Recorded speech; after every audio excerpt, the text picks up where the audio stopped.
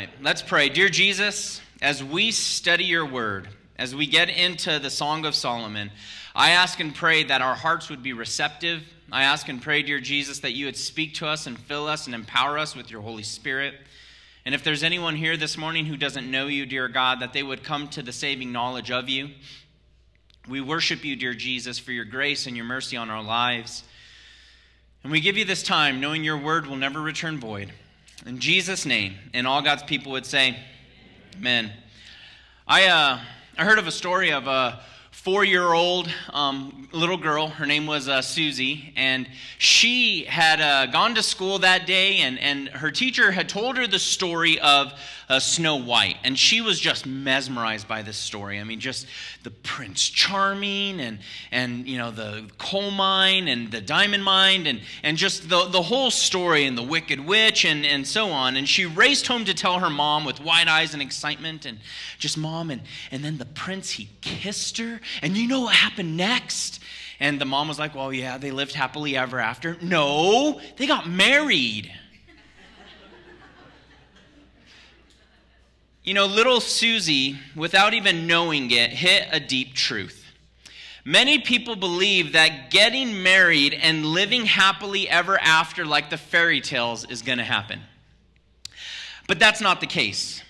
Getting married and living happily ever after are not always synonymous. The way fairy tales ended don't really happen in real life. Why? Because, well, husbands and wives fight. Conflict is always going to take place. I did hear about a husband and wife who were fighting, and the husband just thinking, you know what, I'm just so tired of this. I'm not going to talk to her anymore. I'm just going to, everything's going to be written down. That's what I'm just going to give her the silent treatment. And the next day, he had an early business appointment. He had to get on a plane. He had to wake up at 5:30 and get on a plane and head to another city to work and so on. But his wife has always been his alarm clock. She would always wake him up and so on. And so he just, I'm not going to talk to her, just mad, wrote on a piece of paper, you know, please wake me up at 5:30 a.m. I've got to get to work, so on and so forth, and put it on her pillow. Well, he woke up the next day, but it was 8 o'clock. The sun was shining, and he was like, she didn't wake me up, what's going on? And then he turned to look at, on his pillow was a piece of paper that said, it's 5:30 a.m., wake up. You know, the way men and women treat each other sometimes. What I love about the Bible is that the Bible always presents for us the good, the bad, and the ugly. And the Bible is a constant reminder that we are all sinners in need of redemption. And in real life, married couples will fight. Every couple in their marriage is going to have peaks and valleys. There are going to be good days and bad days. There are going to be good weeks and bad weeks. I can extend the calendar for you, right? There are going to be good months and bad months. And it's been said that those bad times can often affect the way a husband and wife treat each other, or the things that happen and take place outside of the bedroom can often affect what takes place inside of the bedroom. And so it only makes sense that the Holy Spirit inspired this writing to take place for us right after the honeymoon. Because this is real life. They had their honeymoon. It was awesome.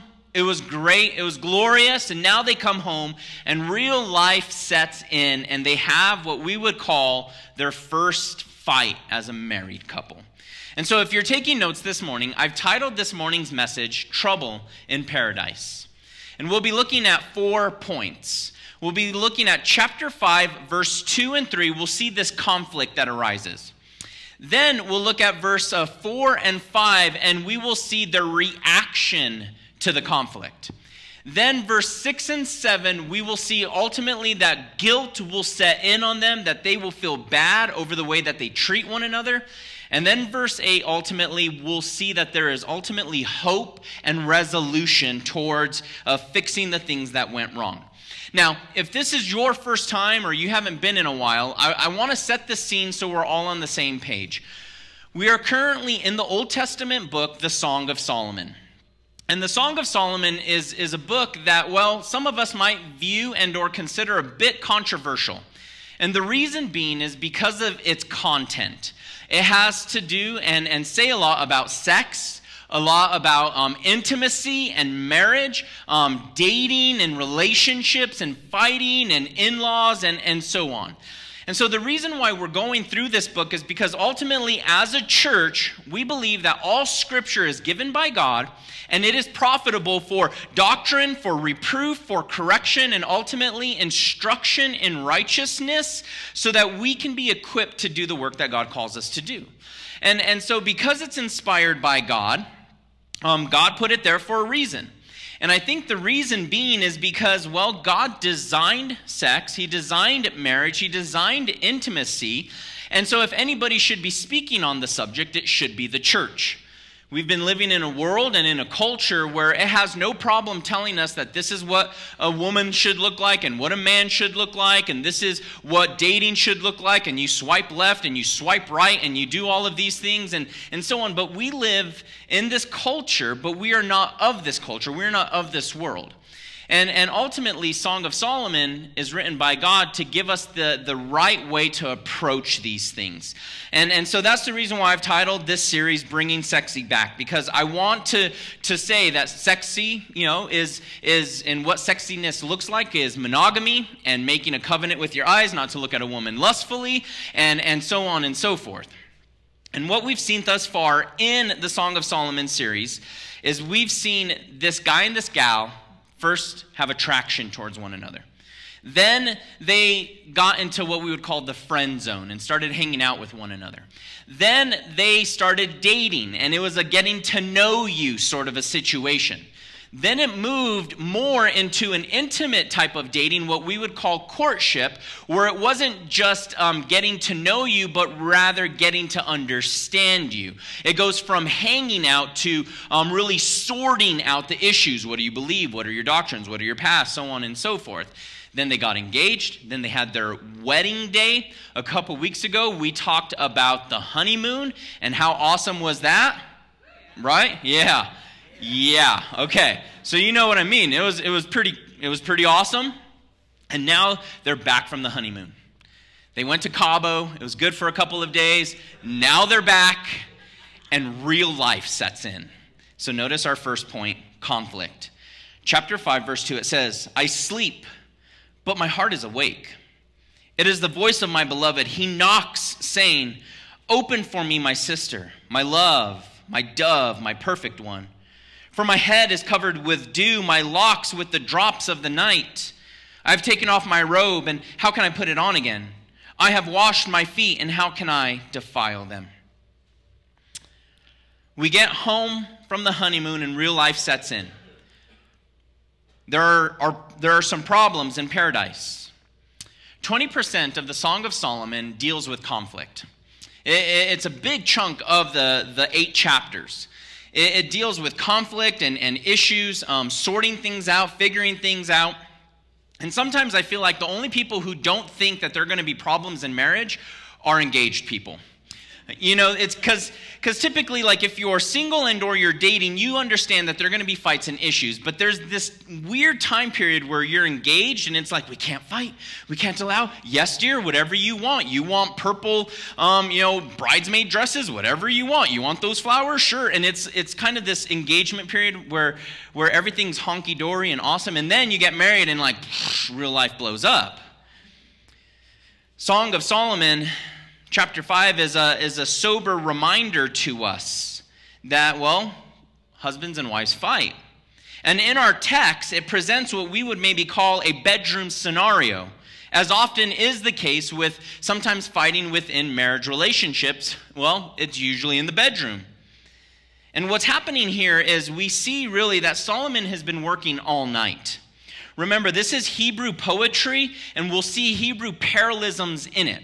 So it's a musical. They're singing back and forth to one another. He's a nice prince into the woods, and so on and so forth. And what we see from here on out is this moment and this time where she comes over and says, well, notice, I sleep, but my heart is awake.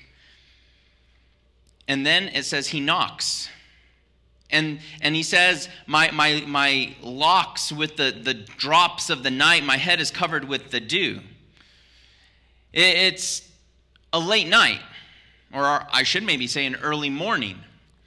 He's been at work all day. He had to stay late. It's like when you go camping, you go to bed, the tent is nice and clear, and then you wake up in the morning and there's dew on the tent. And so it's the same idea. It's the idea that it's well past midnight. He's been working late. He didn't call. He didn't text. He didn't send a messenger to let her know that he was going to be late. And ultimately, a part of it is because of Solomon's job. Remember, he was a king. He has what we would call a life job. Some of us are able to go to jobs that we can clock in and we clock out. We're there 9 to 5, and that's it. Nothing is required of us after hours and so on. But a king has a life job. He's always on duty. It's kind of the same with like some of us as pastors. We're always on duty. It's not like you can call me and be like, hey, listen, my aunt, passed away. I need someone to do the funeral. Can you do it? And I'm like, okay, yeah, just call the church office like Tuesday, 9 to 5, right? And then we'll deal with it then. What a jerk, right? That would be really bad. And so the idea is I've been in some of your guys' living rooms at 10 o'clock at night. You've been in my living room at 10 o'clock at night. We've been dealing with things. Sometimes there are things that you can't just like clock in 9 to 5. It's a life job. It's a job where you're always on call. There's always something going on. You have to respond to it. And with that, there comes some uncertainty. It might mean you come home late. It might mean that your wife has to wait a little bit. And that's what happens here. The dew is on his hair. He has been out late. She grows tired of waiting for him, maybe feeling a little bit neglected. She goes to bed. She's alone. Notice she's sleeping or she's dreaming. I sleep, but my heart is awake. She's tossing. She's turning. Where is he? Why isn't he home? I know he's the king, but I'm his wife. Where is he? What's going on? And so she decides, you know what? I'm going to bed. She's bathed. She's taken off her robe, which is the equivalent of she's put on her PJs. She's taken a bath. Why would she get her feet dirty again? And Solomon comes knocking. She's almost asleep, and notice what it says. It says that she hears the knock of her beloved. Now, to kind of understand the scene a little bit, Solomon, you've got to think what he was thinking. She didn't know where he was. He knew where he was, and he's thinking, I want to come home. Maybe there's some food in the microwave for me. It's been a long night. And then ultimately, maybe he's coming home hoping to see his wife, building up, hoping for a little bit of romance and intimacy. He's thinking about the two fawns we talked about, a couple weeks ago. And he comes to the bedroom door, and notice, it's locked. Men, a locked bedroom door is probably a big hint that something is wrong. Just letting you know. Like, why is the bedroom door locked? Because she's mad at you, okay? That's usually what's taking place. And notice what he does is he lays it on thick. He knows he's late. He knows he hasn't communicated properly. He wants to come home and be with his wife, even probably physically intimate. And he begins to lay it on a little thick. Notice he says, open for me, my sister, my dove, my love, my perfect one.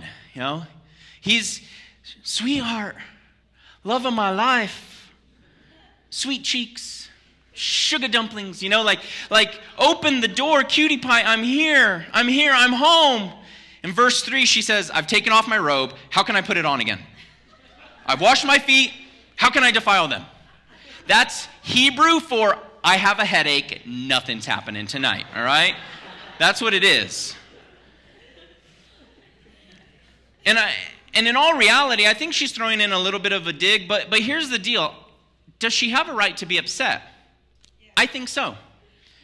I think so. I think she does have a right to be upset, but how she's handling it, I think is wrong. She has a right to be upset. She has a right to be like, listen, you didn't communicate to me. You didn't talk to me about this. You didn't say you were going to be late. You didn't even send a messenger. She has a right to be upset, but how she's handling it is wrong. Gentlemen, this is never the moment and the time and or the approach to pull out the old Bible verse that says submit to your husbands. Just a little FYI. That is a verse that your wife needs to know, and you are to never quote, okay? Because what we see here is it's not a good way to approach things. It's not going to open her up and say, okay, yes, I love you, my dear. No. I heard of a story of a husband and wife who, he was just so tired of her waste of paper. She would print things out. She would write on paper for grocery lists. And he's like, you have an iPad? You have an iPhone? There are apps for that. You need to, look at this. You got a screen and she would write checks. And he's like, why not? You have Apple Pay? Like, just quit wasting paper. Quit wasting paper. And then he just thought, you know what? You just need to submit to this. Just submit to this. Quit wasting paper. Quit using paper. She's like, fine. And then she got her ultimate revenge. He was using the restroom one day, and there was no toilet paper. And he starts shouting, honey, honey, honey, to which she then slid an iPad underneath the door with a picture of a roll of toilet paper, Listen, that's information, not ammunition, all right? What we see here, I think, in this text is she has a right to be upset, but she's not handling it right. And Solomon, ultimately, he does what I would say are two things right and one thing wrong. The first thing he does is he tries to redeem the evening. He knows he's been late. He knows he hasn't communicated. And so he starts by saying, my love, my dove, my wife, my perfect one. But unfortunately, it's still headed for a bad night, a disappointing night. And the reality is this scenario has been played out in many of our homes. How they responded is typical of many marriages. Wives feel neglected, husbands feel rejected, and they grow apart. And what happens is frustration and conflict are birthed out of unmet expectations. For many of us, we get frustrated because we haven't met or got the expectations we were expecting. He was a king, but she was his wife. He had work to do, but he should have communicated. And this is a common problem that occurs in many marriages. You could say she had not met, or he had not met her 4 basic T's. There are 4 basic T's for women, and what we'll get to in a little bit, 4 basic C's for men. So men, think about this. The 4 T's he had not met with her was 1, time. This is the currency for all relationships, time. Number 2, talk. He hadn't communicated. Number 3, tenderness. She needed to be cherished. And number 4, touch. And I'm not talking about like a warm-up to sex, but simply loving and holding hands. It doesn't mean, men, if the only time your wife ever feels a touch from you is when you're hoping to have sex, that's wrong. There should be some massages that don't end up in the bedroom, all right? I'm trying to hook you ladies up, all right? After service, you're getting free massages, okay? And what happens here, though, is he's been working, and many times men have a tendency to find their worth and identity in what they do. And there's a lot of pressure, ladies, for men today. We live in a fast-paced culture, in a place where you're required to perform on the job. When there's 3-4 guys in line behind you ready to take your job as guys, right? And so you feel like the expectation of getting this stuff done. And what happens then in those moments, though, is a lot of wives start to feel neglected. And this verse reveals 2 things, 2 truths. 1, a woman's deepest rational need is to feel loved, and a husband's deepest rational need is to feel respected. And here's what happens often, is when a wife feels unloved, she reacts in a way to her husband that seems disrespectful to him. And then he reacts to this disrespect in a way that feels unloving to her. And then she complains and criticizes, and then he shuts down and stonewalls. And the cycle begins to take place. But it has to be broken. Someone has to get off the carousel. And couples that don't deal with that, they fester. These things grow, and problems arise, and they grow apart. We all have issues and problems in our marriages. We all will fight. You know, I know some of you probably remember your first fight as husband and wife. I'll never forget my first fight. I'll let you guys know, between my wife and I. We do fight, okay? You're like, you're a pastor. You shouldn't fight. Well, whatever. Like, we fight, okay? Like, we have issues. But we got married. We got married September 8th, 2001. We were on our honeymoon on September 11th. And it's actually an amazing story. We were going to go to New York for our honeymoon, and somehow, some way, the Lord had altered it like the week before, and we decided to go to California for our honeymoon. And it was just a really cool story. So we drove out to California on our honeymoon, and back then, 2000, 2001, the Left Behind series was big, right? You know, like planes falling out of the sky, people getting raptured. So September 8th, I turn on the TV, and what do I see? I see planes falling out of the sky into the Twin Towers. I didn't know this, but my wife had gotten up earlier to go to the swimming pool. And so I wake up and I turn on the TV. We had just listened to Left Behind, and guess what I thought had happened? I got left behind, you know? I turn on the TV, my wife's not there, and all of a sudden I'm seeing these images from New York, and I'm like, oh my gosh, Jesus, please, please. Like practicing, trying to, you know, it was very scary, traumatic, all right? And we come back from our honeymoon, and I mean, it was a great time.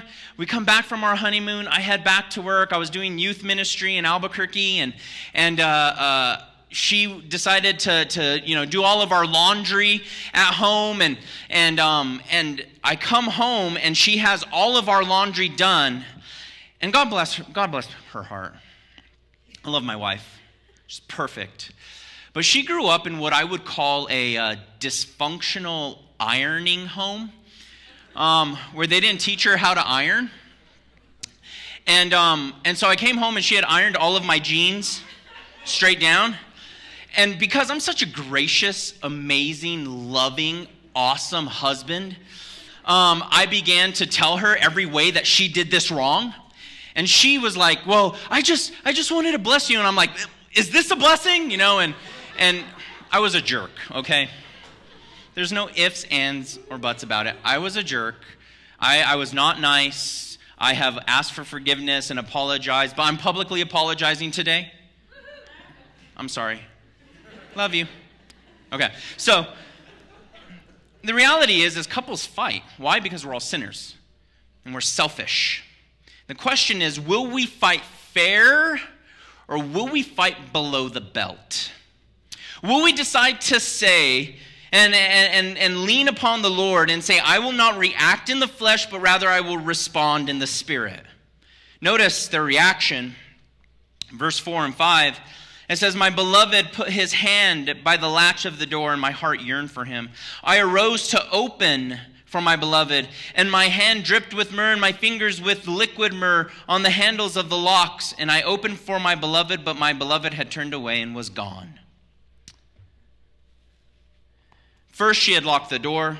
Second, she had told him to take a hike. And this, well, ultimately proved devastating for the all too fragile male ego. Remember, I said Solomon did two things right, one thing wrong. The second thing he did right here was once she had shut him down, he didn't freak out. He didn't freak out. He didn't get angry. He didn't bang on the door. Why is this locked? This is my house. He didn't react. He didn't blow up. Notice it says he reached out and touched the latch or the handle. He communicated something that was very important in that culture. This was in essence like a Valentine. Touching the handle was a sign that said, I know you're turning me down, but I still love you. His expectations were not met. I'm sure he was frustrated, as we'll see in a sec, but he took a moment to simply say, I love you. It was a final attempt to win her heart. And so often in our relationships, sometimes we say the right thing, but our hearts are not in the right place. I'm sure Solomon meant it when he touched the latch, but it doesn't mean he wasn't frustrated. Because notice we see he did something wrong here. The beginning part of verse 6, it says, he left. He reached out, said, I love you, and then he left. He went to the west wing of the palace and watched Sports Center or whatever it was that he needed to do, but he had to get some frustration off, and he walked away. This is probably something that is very familiar in many of our homes or many of our arguments. Someone ends up sleeping on the couch, going to the other room. You jump in the car for a drive. Solomon didn't react to his wife by being mean and ugly, but rather he did take his frustration elsewhere. And when his wife noticed that he left, she bolted out of bed for him. Notice our next point, just this guilt that rose up then. She says, I opened for my beloved, and my beloved had turned away from me and was gone. My heart leaped up when he spoke. I saw him, but I could not find him. I called him, but he gave no answer. The watchmen who went about the city found me. They struck me and wounded me. The keepers of the walls took my veil away from me. You know, when conflict arises within a couple, it's easy to allow things to get out of control quickly.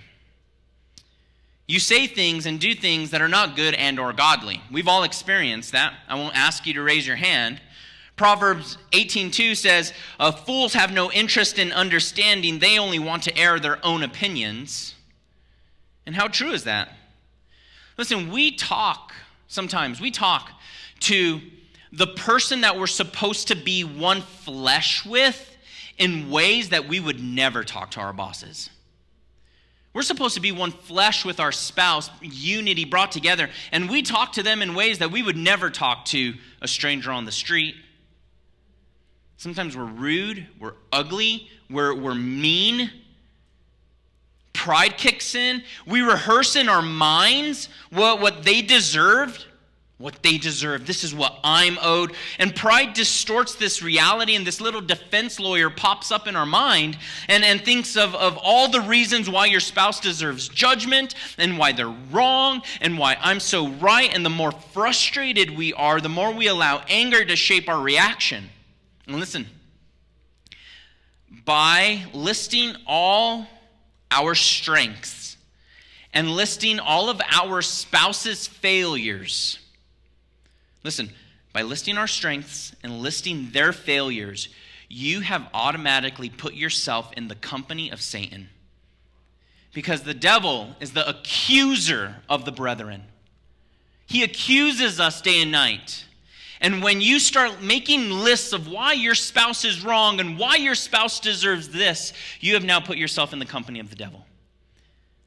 And that's not a good place for a Christian to be. James hits the nail on the head when he says, submit to God, resist the devil, and he will flee from you. Because if you don't resist the devil and flee, you'll do something you regret or say something you regret, and guilt will set in. Things will fester. There'll be more guilt that will take place, and pride will make it worse. Notice, when she realized what happened, she went searching for him. She opened the door. He wasn't there. She called out to him, but he's already gone. You've had those moments, I'm sure we have, where then one spouse leaves and they're angry, and you try calling them or texting them and they won't respond. They won't answer the phone, and then you begin to worry, but you're still mad at them, and those events take place. And sometimes we fight over the dumbest things. Over the dumbest things. You know, they go into this parking spot, and you're like, but there's a better parking spot over there. And you're like, but it's just a parking spot. But I would have parked over there. And you allow a parking spot to ruin your Saturday. Not saying that that's ever happened with me. Ever. Right? And so we allow these foolish arguments to set in. Notice, she responded by going after him. She's like, I went searching for him. They didn't avoid conflict. I would say they handled it reasonably well. Not perfectly, but reasonably well. Did she have a right to be upset? Absolutely. Did she handle it well? Not so great. Did he come in and try to make amends and redeem the night? Absolutely. But then he walked away in frustration? Not so great. So they didn't handle it perfectly.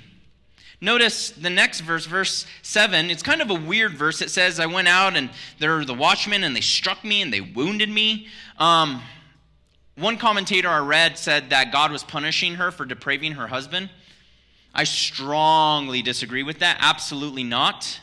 This is Hebrew poetry, remember? In any era, is it ever okay to beat up the queen? No, right? You're off with their heads. You don't ever touch the queen. So I don't think that was the case here. I think what she is saying is basically that she went looking for him, and the watchmen were there, and she's like, have you seen the king? And they're like, shouldn't he be with you? And that kind of stung her a bit. The guilt had maybe set in. She was torn up and hurt about hurting his feelings. She was worried because he left. She wore herself down with guilt and anxiety over the situation. And if Solomon failed in the 4 T's, you could say she failed in the 4 C's. For men, one of the greatest desires for men, ladies, so that you know, is that you be his cheerleader. A man thrives off of his wife's approval. He thrives off of his wife's approval. Number 2, to be his champion. A wife's respect and encouragement lifts a man's spirit and self-worth. If I know that my wife is being my champion and pushing me forward, I feel like I can go and conquer the world. Number 3, companionship. A man's desire is that his wife is his best friend. We don't always handle the situations right, but that is our greatest desire, that our wives be our best friend. And number 4, that we would receive the compliments, or in the sense of a steady home, a wife who compliments her husband and identifies in that. Someone once said that being single makes for lonely nights but peaceful days. As men, married men, they long for peaceful days and intimate nights. And where those are absent, withdrawn, stonewalling, and regret can set in. But notice, ultimately, there is hope here. And next week, we will get into the reconciliation process of how to make amends and how to work things out. But notice there's hope here. She says in verse 8, I charge you, O daughters of Jerusalem, if you find my beloved, tell him that I am lovesick. The thing that we see here ultimately is that no matter what has happened between the both of them, she loves her man. She desires to be with him. And she wants even her best friends to know, the daughters of Jerusalem. She's weighed down with love sickness, and she grieves over his absence and separation. She desires him, wants to be with him. Because she had the right heart, she had hope. Because she had the right heart, she had hope. And this is an important stage in any conflict when something is broken. When conflict gives way, a good and healthy response is to have hope. And when we learn to fight fair and not below the belt, we move closer towards reconciliation and resolution. But it all starts right here. Why? Because it's a matter and the issue of the heart. It's a heart attitude that says, Lord, I will do it your way. I will die to self, and I will die to my flesh. As Paul said in Galatians, I will walk in the Spirit and not fulfill the lusts of the flesh. And this is a starting point in all of our lives. And this is the reason why manipulation doesn't work. This is the reason why common sense arguments do not work. Because while they might be common sense, you haven't dealt with your spouse's heart or your heart. This is the reason why you go to conferences and you read books and couples end up getting so frustrated with one another because you go to a conference and it's like, man, listen, if you just vacuum the house, then your wife will be all over you like a hyena. And so what happens? You have all these guys going home and they're vacuuming, and it doesn't change her heart towards him. Or the same with wives. Wives, if you have a lot of sex with your husband, it'll open up his heart and endear him towards you. And so you go that route, and what ends up happening? He still just wants to watch ESPN and play on his iPhone. And why? Because you haven't changed the heart. The heart is the biggest issue. And so when we as Christians, as men, as women, decide that no matter the response of our spouse, I am going to allow my heart to be right before God, daily communion with Him, drawing near in fellowship with Him, honoring Him in all areas, then God can work and move mightily. There's hope. Jesus calls us to a more selfless way, the way of the cross. What did Paul tell us in Ephesians? Husbands, love your wives as Christ loved the church and gave himself for her. What kind of love is that? Sacrificial love? Love willing to die on a cross? And so it starts with us. Men, when you decide to say, you know what, I am going to love my wife as Christ loved the church. I am going to honor her. I am going to be sacrificial. I am going to set aside my hobbies and my trinkets and my whatever so that my wife gets first and foremost, receives the best fruit of all areas of my life. Man, God can work and move in such a mighty way. Well, but she doesn't return anything to me, and she doesn't. No. Your goal is not to find the perfect spouse. Your goal is to be the perfect spouse. And so it starts right here with you. It starts right here in the heart. When you're willing to say, Lord, I have these fleshly tendencies. Lord, I'm naturally stubborn. Help me to be flexible. Lord, I'm naturally not trusting. Help me to give people the benefit of the doubt. Lord, I am naturally holding grudges. Lord, help me to forgive. Because a right heart ultimately leads to resolution. It leads to hope. It leads to solution, as we'll see next week. As we close, there are 3 things I'd like to take from these few verses. Number 1, you need to know and understand this. None of us have arrived. None of us have arrived. As we look at this couple, what we see here is that their lives are played out in front of us, and it's a good picture of how hard and difficult marriage can be. And the reality is that none of us have arrived, at least this side of eternity. We are always going to be sinners. We're always going to be in the process of sanctification until Jesus returns or until we pass away. Until then, we'll have areas of victory. We'll have areas of failure. That's where we need to learn to repent, say we're sorry, that we turn from the flesh and then we try to walk in the Spirit. We will not be perfect this side of heaven. And so we need to remember that none of us have arrived. None of us have made it. Like, if we approach our spouse and think like, well, I'm always right. I did what's right. I'm doing what's right. I mean, you're gonna have a bad marriage. We need to remember that we're sinners and that we're all in the process of sanctification. You know, the thing about Christianity is that the moment we get saved, justification, right, where we are justified just as if I'd never sinned, that's instantaneous. The moment you believe in Jesus, you are forgiven of your sins, justification. At the end of our life, when we die and pass away, glorification is that moment where we end up in eternity with Jesus and forever, glorification. That's instantaneous. But in the middle, between the bookends of justification and glorification, is sanctification. And right here in the middle, this is not instantaneous. This is hard. It's a lot of learning, a lot of growing, a lot of repenting, a lot of by God's grace and mercy, shaping us, forming us, transforming us into His image and likeness. Some of us it takes a little bit longer than others to learn and grow. By some of us, I mean men.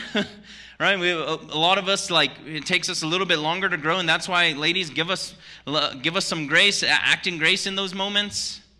But when you place 2 sinners in proximity, learning to love each other the way that God designed, there's going to be conflict. And the healthiest and most romantic and passionate of couples will have issues. So remember, none of us have arrived. We still have a lot of learning and growing to do. Number 2, the first rule of Fight Club. All right? First rule of Fight Club is we don't talk about Fight Club. I'm just kidding, no. First rule of Fight Club, and here's what I mean by this, is everybody fights. So you've got to set up some rules. Everybody fights, so you've got to set up some rules. Unhealthy couples fight dirty to win. Healthy couples fight clean towards resolution. Do you want to win, or do you want to resolve the issue? There's a big difference there. So let me give you 11 nevers, all right? 11 nevers, okay? Number 1, never call names, yell, or use put-downs.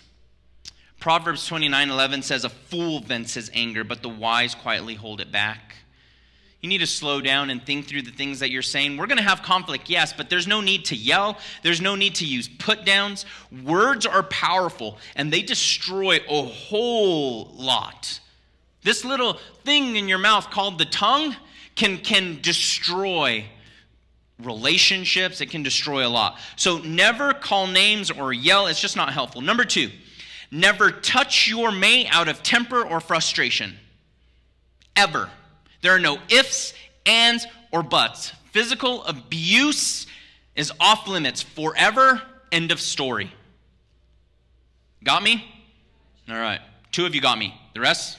Got me? Yeah, all right. Number 3. Never seek to shame your spouse in public or in private. Public shaming wins no allies. Private shaming wins no love. Just refuse to criticize. Number 4. Never fight in front of your kids or use them as leverage in a disagreement. You know, if I promise you, you are teaching your kids how to fight, teaching your daughters how to treat her husband, teaching your sons how to treat their wives, and they're soaking it all in. So you got to make a code. You got to make some sort of code, like some clicking or, whatever. I don't care. To know that this fight needs to stop. My wife and I, we have a code. It's just a little hand grab, and we know that we're starting to get a little bit, frustrated with one another, and the kids are around, and so what this means is we are shelving this for later so that the kids don't see it. So, never fight in front of the kids. Number 5. Never mention your spouse's parents or any other family member within the conversation. It is never a good thing to tell your wife she's like her mother. I may have never done that once, and I learned my lesson, okay? All right? Never a good idea.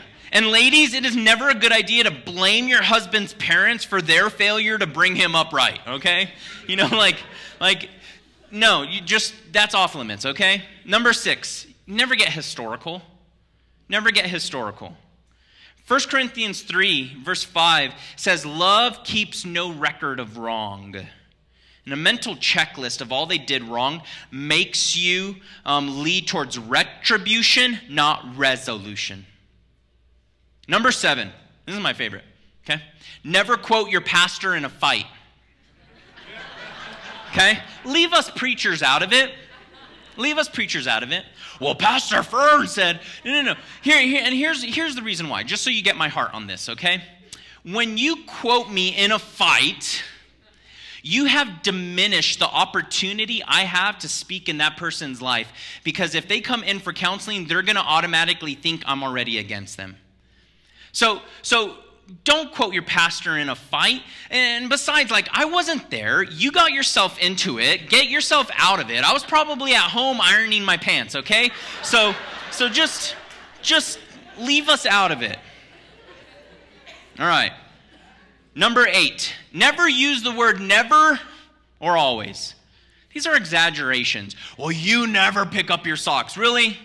Really? Has he done it once? Then it's just defeated the point, okay? So never use those words. It makes the other person feel the accusation, and then they want to defend themselves. And that's just never a good place to be. Number 9, never threaten divorce.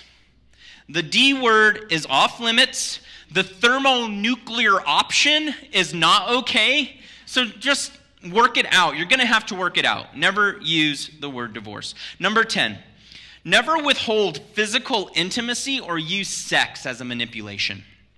And I'll honestly say that this really is 95% of a woman issue, because I've never ever met a guy, actually I did, I met one guy who withheld sex as punishment towards his wife, and that guy was weird, okay? So okay, I've never met another guy that was like, no babe, you're not getting any of this. You know, like, it's just bizarre, okay?